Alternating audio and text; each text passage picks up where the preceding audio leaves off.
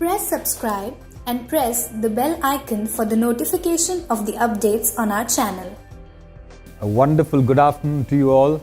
So nice to see you. IISM is my favorite place, and thanks to Nilesh and the wonderful team that he leads, I think we are all fortunate to have this institute here with us that can sharpen our passion, our desire to be in sports, event management, etc. I think it's absolutely fantastic.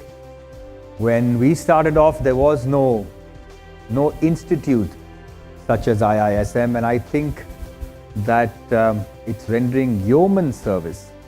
I was just sitting with them and we were brainstorming a little bit. The thoughts that he has, the vision that he has, I think is something fantastic, and we are very lucky to have this to churn out high quality sports event managers. So Nilesh, congratulations to you and to your wonderful team at IISM. Absolutely. First of all, thank you for having me here. Thank you to the team at IISM, and thank you all of you all for being here today. When we started the running revolution in India, and that's what we call it actually, a running revolution, people don't realize that in 2003, when we actually started working in full seriousness, and 2004 when we delivered, there was no running culture in India. Indians did not run. And that was amazing for a country of this size, that we had no running culture. We decided, my brother and me, that we would actually build this. This is an interesting learning, because when you do an event, all you're thinking about is doing that event well, satisfying your sponsors, making sure your stakeholders get what they want. Will you have a healthy bottom line? Will the event be executed well? And that is right. My point is, we did something a little more. We set the fundamental pillars on which this running event would be built. We knew we were doing an event which would affect the actual social psyche of this country.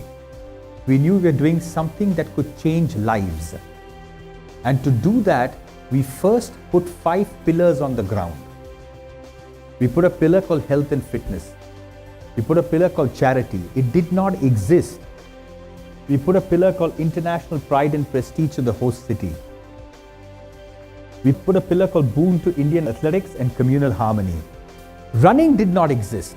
The running event did not exist, and still we are putting these pillars in the ground. Today I tell you, the fastest growing sporting activity in India is the sport of amateur running. And it's not because the Mumbai Marathon is such a great event. It's because it has been founded on certain principles. And these principles have held us in good stead. It has caused, as far as community goes, athletics goes, pride and prestige, charity, health and fitness, it has caused a revolution in how people think. What am I trying to say here? Of course, you know what it means to be a good event manager and builder, but see, what are you doing? Is there some legacy that you can build with your event? If there is, focus on that. That will pay you very good dividends. That will pay you very rich dividends. So this is a pie of 100 in terms of revenue. What is the breakup? And in terms of the number of events. So if there are 100 events, 56 of them are managed events. Activations, 33 are pure activations. So company says, I need to launch a new car, I need an activation. Digital events are so and so. Intellectual properties. Now look, when it comes to the revenue side, only 2% of our country's 100 events are intellectual property based. But look what happens when you come to the revenue side. 17% of the event industry's revenue comes from 2% of events that are IP based. And thus you will see this move happening whereby entrepreneurs, companies, agencies are moving and dying to create new intellectual properties for themselves. Because the monetizable value of intellectual property owned events is much higher than it just managed events. But this is a very interesting slide. 56% of the industry has managed events and they contribute 53% of revenue. 2% of the industry's intellectual properties, it contributes 17% of revenue.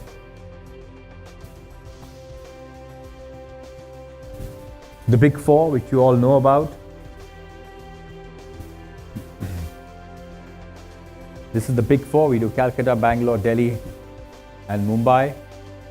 Mumbai is the 7th largest marathon in the world. This year, a prize fund will be over $600,000 US. And this is for running. It didn't exist 15 years ago.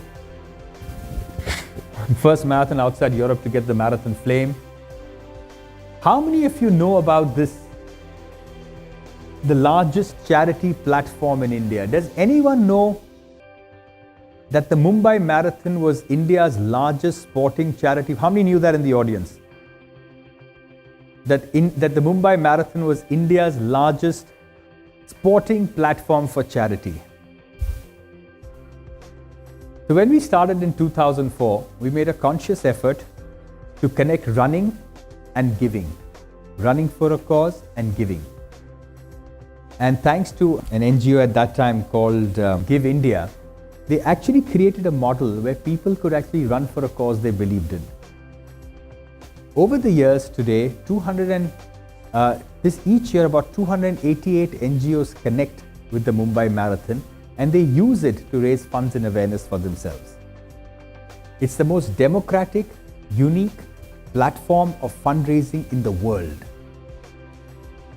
You run for a cause that you believe in. You raise funds for a cause that you believe in. The way we have done the bib distribution, the way we have done the corporate distribution, it's just simply amazing.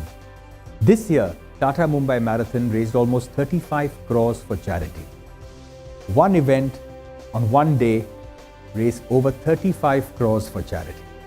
And together, over 200 crores for charity have been raised on the back of just Mumbai Marathon. The model is so robust now. It took us 10 years to raise the first 100 crores for charity out of all our 4 events. It took us 10 years and we had collected 100 crores. Today we are down, the model is so robust, we are down to every 2.5 years.